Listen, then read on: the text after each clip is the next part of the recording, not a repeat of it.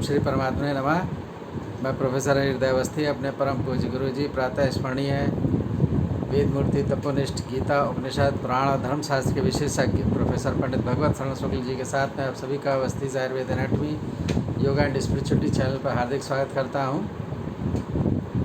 गुरु जी 15वीं कारिका को सरल शब्दों में समझा रहे हैं, तो गुरु जी से हम लोग समझने के लिए गुरु जी से की ओर चलते हैं। नमोस्तनंताय सहस्रमूर्तये सहस्रपादाक्षि शिरोरुबाहवे सहस्रनामे पुरुषाय शाश्वते सहस्रकोटि उदाहरणे नमः। कृष्णाय वासुदेवाय हरे परमात्मने प्रणतक्लेशनाशाय गोविंदाय नमो नमः। इस चैनल से संबद्ध सभी विद्वद्गण, सभी जिज्ञासु छात्रवृंद, सहृदय सज्जनवृंद एवं इस चैनल के संस्थापक तथा प्रबंधक आचार्य हरिहृदय अवस्थी जी, इस सांख्य शास्त्र के विचार परंपरा में आप सभी का स्वागत है।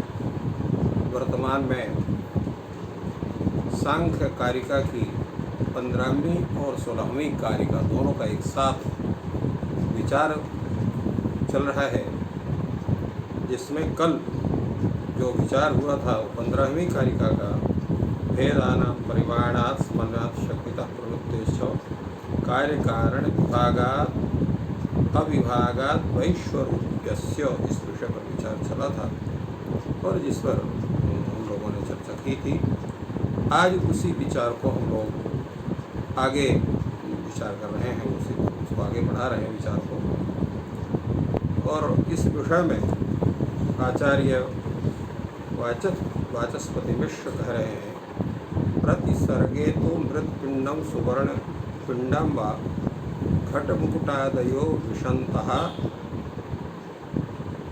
अव्यक्ति भवन्ति तत्कारणमेव अनव्यक्तं कार्यम् अपेक्षाव्यक्तं भवति।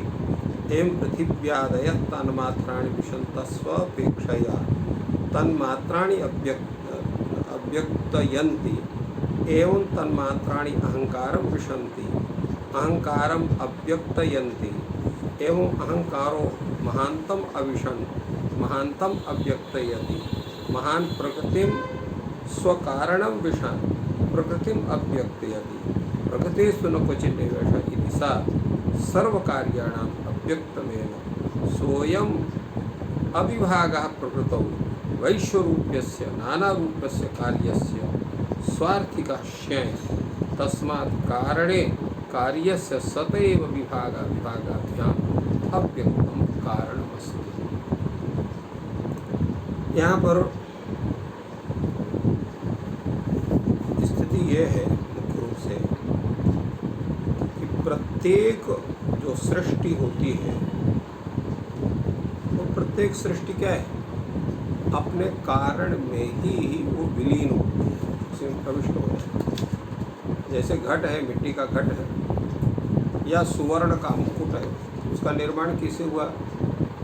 तो मृत पिंड से घट का निर्माण हुआ, सुवर्ण पिंड से मुकुटादि का निर्माण हुआ। तो घट जब टूटता है या मुकुट टूटता है तो क्या होता है?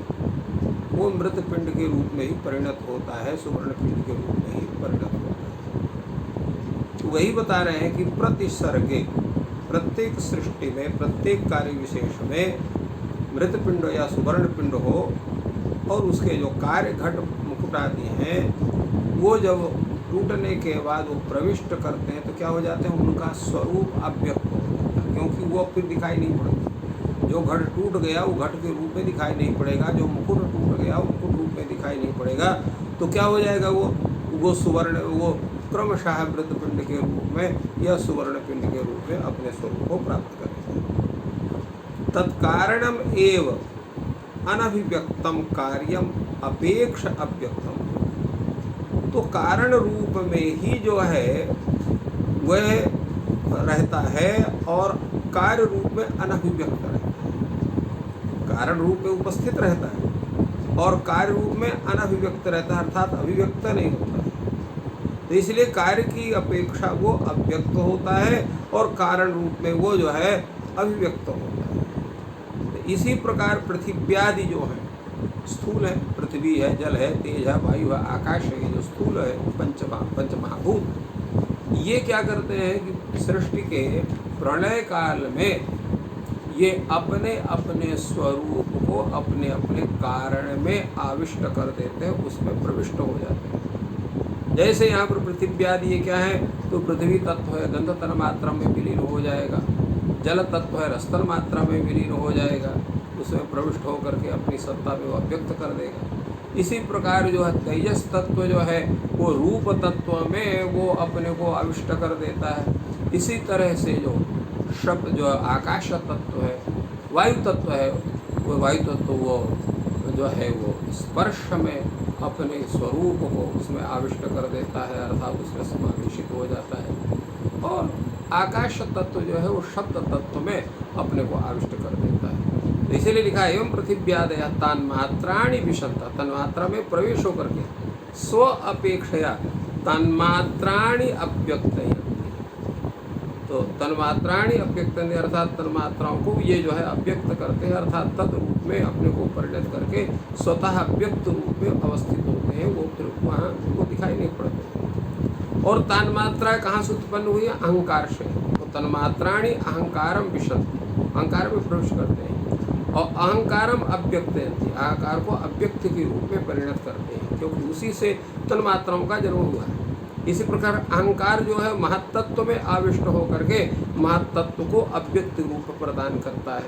और महान जो है वो महत्तत्व जो है प्रकृति को जो उसका जो स्वकारण प्रकृति है उसमें प्रविष्ट होते हुए प्रकृति को अव्यक्त करता है, प्रकृति को तद जो है अव्यक्त रूप में सिद्ध करता है।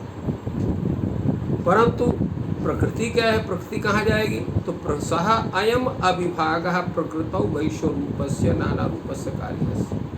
प्रकृतेषु न क्वचित् निवेशः, प्रकृति का कहीं निवेश नहीं होता है। क्यों नहीं होता है? कि सा सर्वकार्याणाम अव्यक्त में, वो सभी कार्यों का अव्यक्त होता है। अव्यक्त होता अर्थात सभी कार्य उसी में समाहित रहते हैं और फिर वो जो है क्रमशः वो उत्पन्न होते हैं। तो इसलिए प्रकृतेषु न क्वचित् निवेशः सा सर्व कार्याणाम अव्यक्त में, वो सभी कार्यों का अव्यक्त है, अर्थात सभी कार्यों के लिए वो सिद्ध है, उसे संपूर्ण कार्य उत्पन्न होते हैं। तो यहाँ पर जो वैश्वरूप्य है, वैश्वरूप्यस्य नाना रूपस्य में वैश्वरूप्यस्य क्यों कहा? विश्वरूपस्य नाना रूपस्य कहना चाहिए था। तो कहा विश्वरूप की जगह पर वैश्वरूप्य जो कथन है ये यहाँ पर स्वार्थिक शय प्रत्यय है, यहाँ भाव अर्थ में शय प्रत्यय नहीं, अर्थात यहाँ पर विश्वरूप शब्द से शय प्रत्यय करके जो वैश्वरूप या शब्द बना है ये स्वार्थिक शय प्रत्यय है। वैश्वरूप का भी अर्थ विश्वरूप है, विश्वरूप का धर्म वैश्वरूप ऐसा नहीं। इसलिए यहाँ की यह जो विभाग है प्रकृति का, विश्वरूपस्य नाना रूपस्य कार्यस्य, विश्वरूपस्य विश्वस्वरूपस्य, वस्तुतः वैश्वरूप पे लिखा हुआ है किंतु वैश्वरूप का अर्थ विश्वरूप ही है, क्योंकि स्वार्थ में स्वयं प्रत्यय है। तो विश्वरूप से जगत रूप से नाना रूप से कार्यस्य जो है ये प्रकृति का अविभाग है, प्रकृति इसका अविभाग होता है, प्रकृति का विभाग नहीं होता। तस्मात् कारणे कार्यस्य सत एव विभागा विभागाम व्यक्तम कारणमस्ति, इसलिए कारण में कार्य विद्यमान ही कार्य का जो है वो विभाग और अभाव के रूप में अव्यक्त कारण के जो अव्यक्त है वो कारण के रूप में स्वीकार किया जाता है। विभाग का अव्यक्त का मतलब प्रकृति, तो विभाग के द्वारा भी अविभाग के द्वारा दोनों रूप में वो संपूर्ण कार्यों का वो जो है वो कारण मानी जाती है। इसलिए यहाँ पर जो है कहा गया है कारणम अस्त्यव्यक्तम, कारणम संपूर्ण जितना जगत उसका कारण जो है वो अव्यक्त भी होता है। तो कारण कार्य विभागात अविभागात, तो वैश्व रूपस्य कार्य कारण विभागात अविभागात, विश्व रूप जो संपूर्ण जगत है तो विश्व रूपस्य जगत कार्यस्य कार्य कारण विभागात, कार्य कारण का विभाग होने से अथवा अविभाग होने से, ये पूरी बात बताई गई। अव्यक्त ही कारण होता है, कारणम अव्यक्तम अस्ति। अब ये जो कारण अव्यक्त होता है तो इसका मुख्य प्रवृत्ति का हेतु क्या है? उस पर बताते हैं इतश्च अव्यक्तम अस्ति, अव्यक्ति होता है। कैसे होता है? शक्तितः प्रवृत्तेश्च, शक्ति के द्वारा उसकी प्रवृत्ति होती। सब शक्तितः प्रवृत्तेश्च, शक्ति से उसकी प्रवृत्ति होती है। इसलिए कहा वेदानाम परिमाणा समर्थ शक्तितः प्रवृत्तेश्च।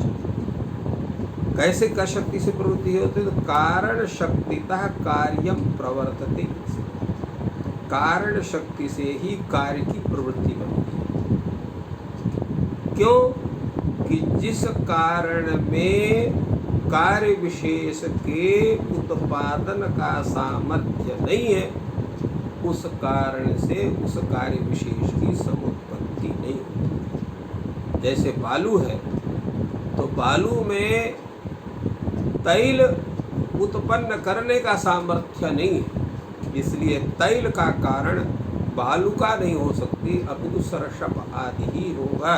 उसी तरह से कारण शक्तिता कार्यम प्रवर्तते, कारण शक्ति से अर्थात जिस कारण में उस कार्य विशेष की समुत्पादन का सामर्थ्य होता है, उसी कारण से उस कार्य विशेष की समुत्पत्ति देखी जाती है। ये सिद्ध है।